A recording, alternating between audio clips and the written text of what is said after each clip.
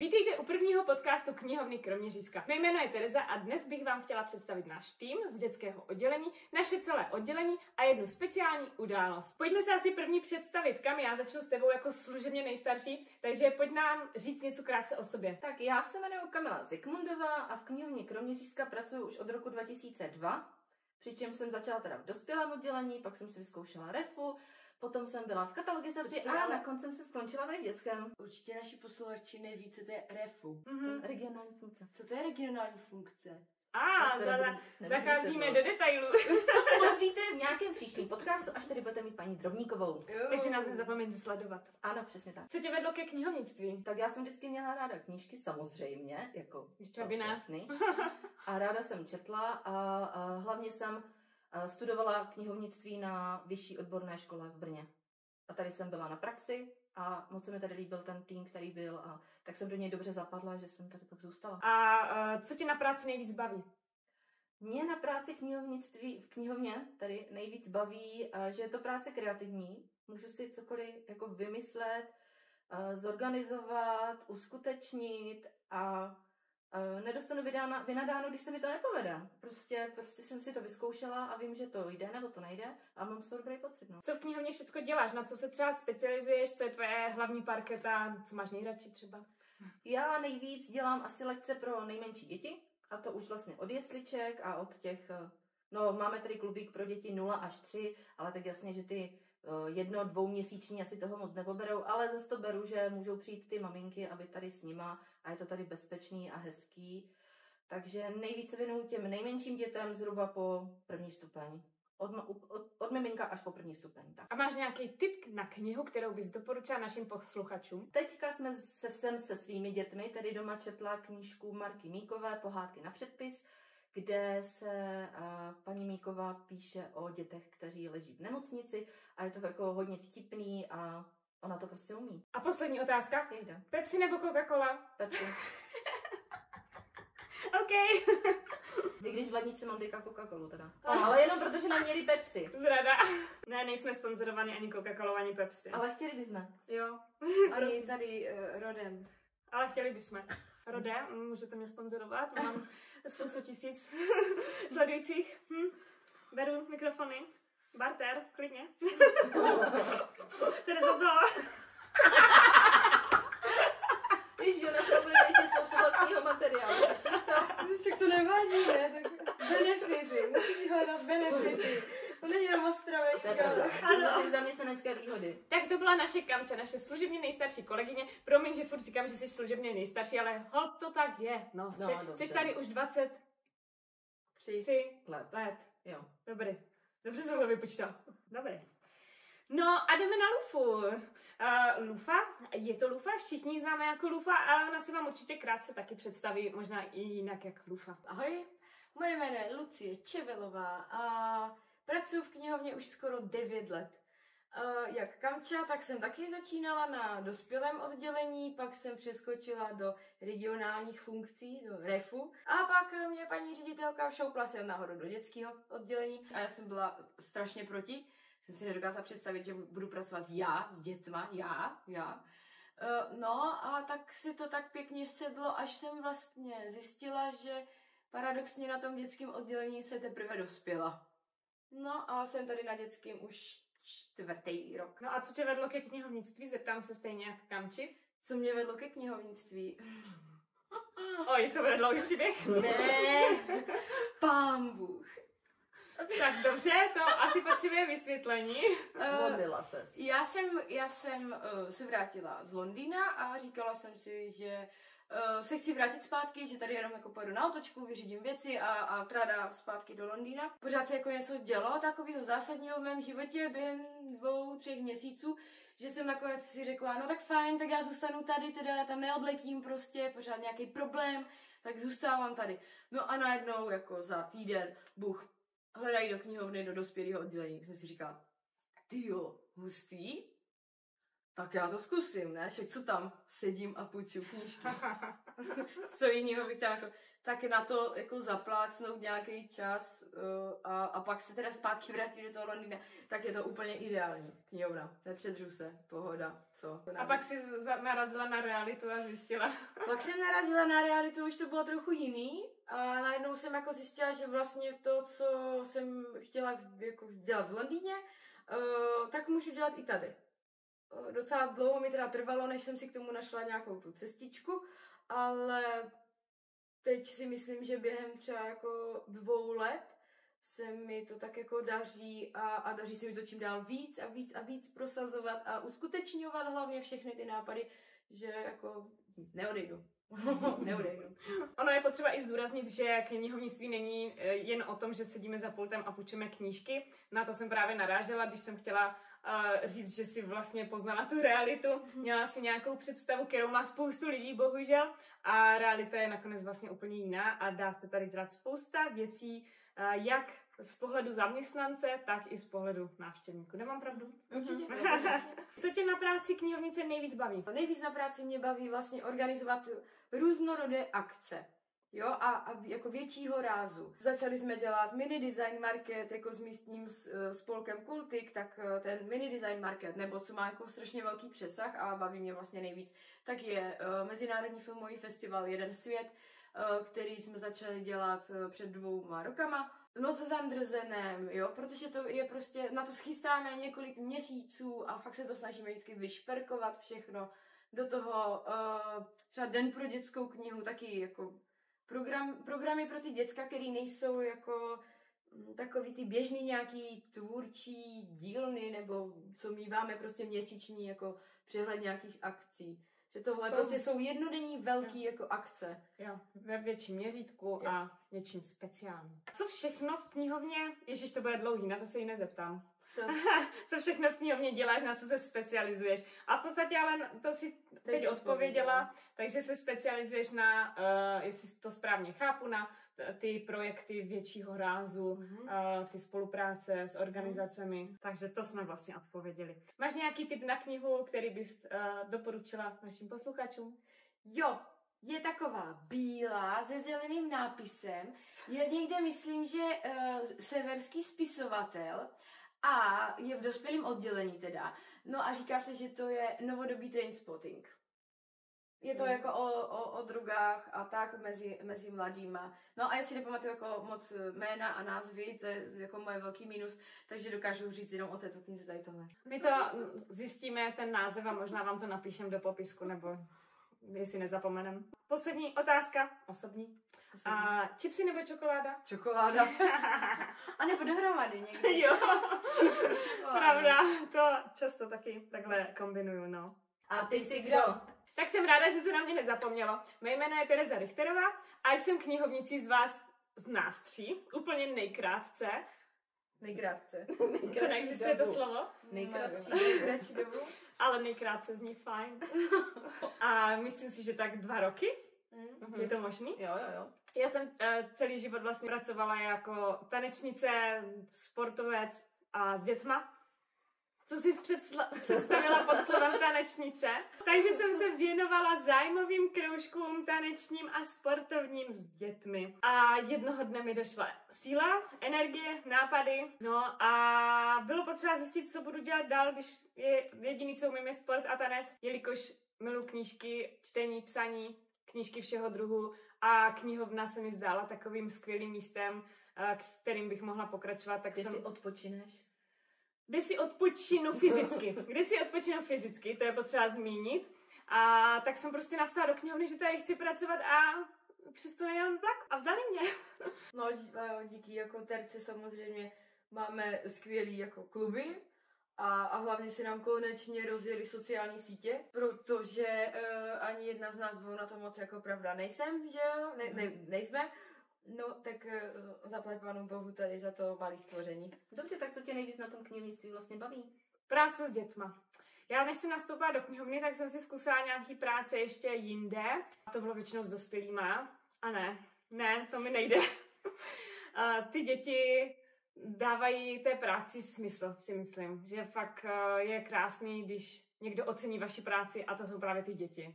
Takže práce s dětma na knihovnictví mě baví nejvíc a celkově práce s těma čtenářema. Jo, děti jsou takový víc motivovaní s tebou spolupracovat a nadšení pro všechno. A my dvě jsme říkali nějakou specializaci, tak co máš ty? Tak ty sociální sítě, co jsi tady zmiňovala, a zaměřuju se hlavně na takový střední věk, kdy to není ještě úplně puberťák a zároveň to už není malé dítě.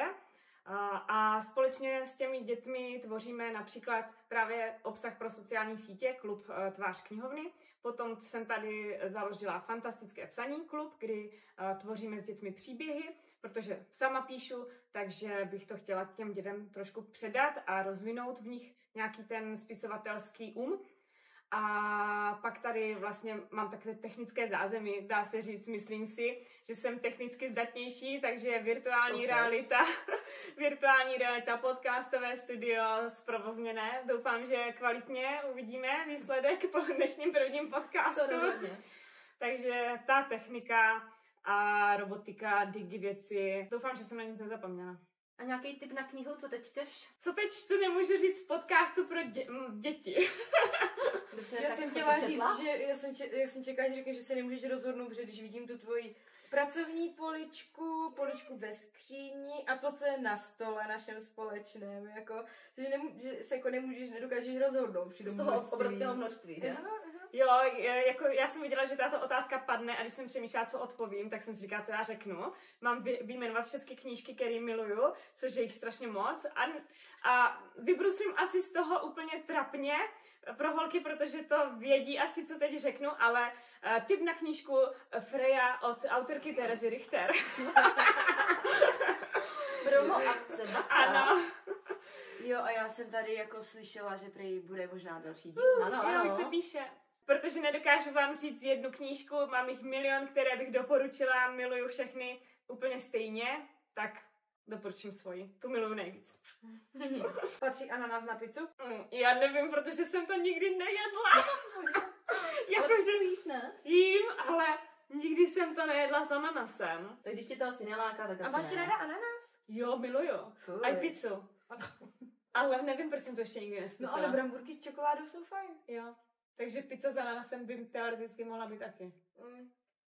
Fuj. Miluju pizzu s kukuřicí, když tak. Jo. Čekáš jako dary? Že by? No, takže já budu dostávat Pepsi, ta čokoládu a ty... Já chci taky čokoládu. Já už nechci další čokoládu. Hele, pizzu ne, to se rychle člověk přejí, takže nedávejte mi pizzu. Jenom tak jednou za rok, ne za měsíc. Tak doufám, že jste nás poznali skrz na skrz. Klidně se ptejte v komentářích na další otázky a my z toho natočíme další video případně. A teď k té speciální události, kterou jsem vám slibovala na začátku, která se tady odehrála, je to významná událost a nese se s námi už takový měsíc, ale v posledním týdnu je teda extrémně intenzivní. Co se vám nelíbí na slovo intenzivní? Ne, boží. Je to intenzivní, souhlasím. Je to intenzivní. Protože... A extrémně rozhodně. Aha. Protože naše kolegyně Lufa minulý týden vyhrála celostátní soutěž Mark. No. Takže Lufo, gratulujeme ti k vítězství. Děkuji. A začneme asi úplně od začátku. První se zeptám, co pro tebe ocenění Mark znamená? Co to pro mě znamená? No, to, že celou tu dobu, co dělám nějakou práci, tak ji konečně někdo vidí a dokáže to ocenit. A že to dokáže vůbec, jako když se dostala to krajské ocenění, tak jsem jako byla za to vděčná všechno a říkala jsem si, páni, to je super, že konečně to někdo vidí, že co tady všechno děláme a co všechno pořádáme a tak. A najednou prostě mě vyhlásili, že jsem celostátní a já jsem jako, cože? Nedokázala jsem si představit, že vůbec bych jako mohla to ocenění získat. Že jako toho nedělám zase tolik, přece, abych to ocenění mohla získat a evidentně mám o sobě nízké mínění. No a můžeš našim posluchačům říct, co to vlastně to ocenění Mark je, protože vlastně asi vůbec nikdo netuší, o čem mluvíme. Je to takový v knihovnickém kruhu jenom, dá se říct. Ocenění Mark je ocenění, které dostává knihovník, mladý knihovník do 35 let. No a pod tím jako Mark je zkrátka M jako mladý, mladá, aktivní, atraktivní, rozvíjející, rozumná, to moc jako neto, a k knihovnice knihovník. To my už takovou cenu nezískáme, my jsme Ne, rozhodli tam. Musím vymyslet novou cenu, kterou získáme. Já něco vymyslím, já vás nominuju na nějaký celoživotní... Pro starý knihovnice. Ale já ještě nejsou stará. Nejsi. Ale už nejsme mladé, atraktivní, rozvíjející knihovnice. Podle všeho tady budu ještě 25 let. A já vím, že to nebylo, že jsi do té soutěže přihlásila, ale že tě někdo nominoval, Kami. Ano, byla jsem to já. Co nám k tomu povíš? Dělá věci, které mně osobně přijdou třeba hrozně zajímavý, přijdou mi hodně odvážný, protože dost často rýpe do oblastí, které jako nejsou populární, nejsou vůbec v tom našem městě jsou jako, nejsou populární, jako jsou lidská práva a já nevím, eko, bio, vegan friendly, že? Eko, bio, vegan friendly, fair trade, ano.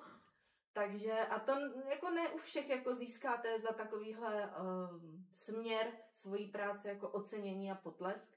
A přitom je to fakt důležitý podle mě, no. Takže jsem ráda, že si toho všimli i ostatní a že si myslí, že si to zaslouží, protože si to zaslouží. A to mě přivádí k další otázce, co bylo teda to klíčové, proč proč tu cenu dali zrovna tobě, co si myslíš, nebo co zmínili, že co ocenili? Ta cena Mark má různé kategorie a podle toho se hodnotí vlastně ta práce, co kdo dělá. Vlastně nominovala mě Kamča, ale jako oficiálně to podávala paní ředitelka Šárka Kašpárková. Tam se píše text vlastně o mně, o mojí práci a oni na základě toho textu a na základě asi nějakých jako dalších informací, tak procentuálně hodnotí, no já nevím co všechno. Jsou tam 4-5 oblastí, co přínos hodnotí. Pro komunitu, přínos pro knihovnictví, originalita, přesah, udržitelnost, no asi. To všechno. A zmíníš nějaké projekty, díky kterým si myslíš, že jsi vyhrála, že to bylo to klíčové stěžení?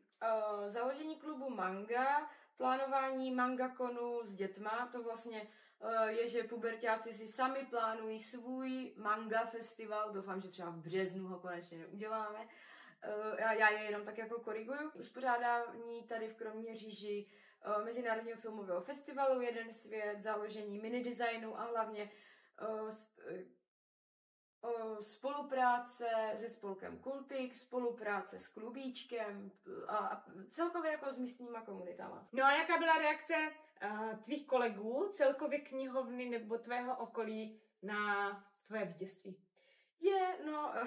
To byl výbuch. To byl emoční výbuch. My jsme seděli v té zrcadlové kapli v Klementínu, oni teda jakože konečně vyhlásí toho Marka roku 2025 a teď tam jako začali říkat, za co to hodnotí a já jsem si říkala, že to splňuji na 100%, ne, takže bych to jako vyhrála. A teď jako řekli, že vyhrává to doslova živel knihovny a řekli moje jméno a tady Kamča přes celou tu zrcadlovou kapli. A skočila na mě, začala mě objímat. Já jsem se tak lekla, já jsem nevěděla, jestli mám vnímat to, že jsem to vyhrála, nebo že jsem dostala to ocenění, anebo že mě dusí moje kolegyně, která ječí a visí na mě, já jsem vůbec nevěděla, jako co mám dělat a to, takže to byla reakce číslo 1. Reakce číslo 2 byla paní ředitelka, ta byla dojatá. Ta byla hodně dojatá. Má na měko. Jo, a jsem se na ní podívala a když jsem udělala na měko, tak jsem úplně říkala, že já budu brečet taky, ne? Ať to nedělá. Tak jsem si úplně začala dívat, dýchám jinam rychle, ať u toho projevu nebečím. No a pak mi všichni gratulovali, že jsou prostě rádi, že jsem to získala. No a taková poslední otázka asi, myslím si, že bude i na nás všechny. Co plánuješ dál za projekty a co plánujeme my vlastně za projekty do budoucna? Literární soutěž, potom máme březen, měsíc čtenářů, tak to se těšte, to bude dobrý. Bude dobrý, pak je noc s Andersenem, pak začíná Jeden svět, ten mezinárodní filmový festival. No a jinak jako úplně do budoucna tak plánuju, že vlastně ten podcastový studio, jedna z věcí, kterým se jako budeme věnovat, je, že založíme podcast Síťuj, a budeme si zvát zajímavé osoby, spolky tady z okolí Kroměříže sem, abyste je poznali a abyste věděli, co kdo tady vůbec dělá a pořádá a zvelebuje naše město. Aby jsme poznali prostě Kroměříž z jiné stránky. Ja. Já bych ji teda ještě připomněla, co nás čeká teďka v prosinci, co si nezmínila, spolupráce s Dětským světem, Jo. kde jsme si na 2 adventní neděle, tuším, že 7. a 14., pokud je to neděle, prosince, zřídili takovou malou pobočku naší knihovny, takže tam přijďte, protože se tam bude číst, bude se tam tvořit něco vánočního a já se na to docela těším, bude to zajímavá zkušenost. No a taky do 12.12. Máme sbírku podvánoční stromeček pro maminky a tatínky, babičky a dědečky, pro rodiče, kteří jsou vlastně samoživitelé. Jsou to dárky přímo pro ně, protože oni hodně jako často na sebe zapomínají a opomínají se, takže třeba nějaký, já nevím, poukaz do DMka třeba by byl super, takže kdybyste si chtěli zapojit do sbírky, tak Můžete ve spolupráci s Šatníkem. Jo, to je spolupráce s Rešanou, s místním spolkem, no to je taky jako to je ono, s místním spolkem a toto vlastně je Rešana a pod něma je Šatník pro samoživitele, tak s něma se tak jako spřádáme ty sítě. A já myslím, že ještě toho spoustu vymyslíme společně, protože my furt jenom něco vymýšlíme. A taky jsme na spoustu věcí zapomněli, protože jsi nás zaskočila. Jo, a já plánuju teda ještě otevřít komunitní kavárnu. Už to si ale hudba daleké budoucnosti trošku, Není, třeba ne. Dobře, tak ty jsi taková hercprc. No tak já myslím, že je to všechno, co jsme chtěli dneska říct. Asi jo. Chcete něco doplnit? No jo, napadá. Mě to napadne tak za půl hodiny jako. Jo. Uděláme nový podcast, další. A to je od nás pro dnešek všechno z našeho prvního podcastu. Klidně nám napište námitky a výtky a kritiku do komentářů, jsme zvědaví, co k tomu. A návrhy na zlepšení. Ano. Přímo konkrétní návrhy na zlepšení. Ano. A protože je to dneska poprvé, takže těšíme se příště a naslyšenou, na viděnou. Ahoj. Tak co? Dobrý, No, ne? náročný, jaký jsi. Já myslím, že mluvíš hrozně rychle. Já? Jo. A znervozňuje mě to. Fakt? Mluvíš tak rychle, jo.